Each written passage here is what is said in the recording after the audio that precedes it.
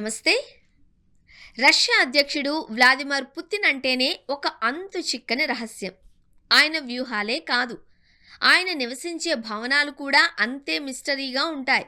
ఇటీవల రష్యాలోని Putin నివాసాలపై Ukraine drone దాడులకు యత్నించింది అన్న వార్తల నేపథ్యంలో క్రెమ్లిన్ అధినేతకు ఉన్న అధికారిక, అనధికారిక నివాసాల గురించి ప్రపంచవ్యాప్తంగా మరోసారి చర్చ మొదలైంది. మాస్కో నడిబొడ్డున ఉన్న క్రెమ్లిన్ రష్యా రాజకీయాలకు వెన్నెముక.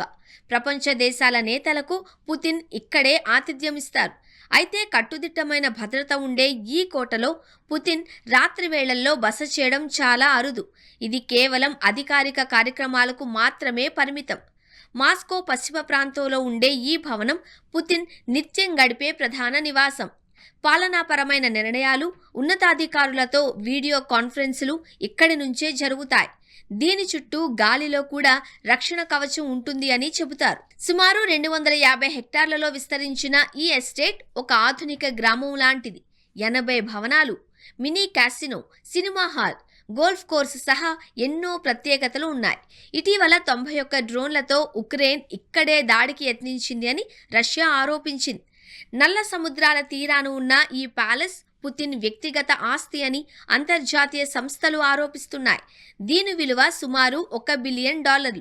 ఈ ప్రాంతాలపై విమానాలు ఎగరడానికి వీల్లేని నో ఫ్లై జోన్ అమల్లో ఉంది. అయితే క్రెమ్లిన్ మాత్రం దీనికి పుతిన్కు సంబంధం లేదు అని బుకాయిస్తోంది.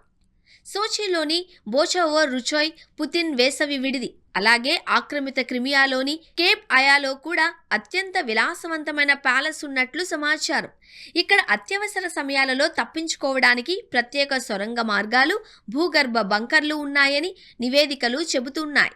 పుతిన్ నివాసాలు కేవలం విలాసానికి చిహ్నాలు మాత్రమే కాదు, రష్యా అత్యున్నత స్థాయి భద్రతా వ్యూహాలకు అవి నిదర్శనాలు.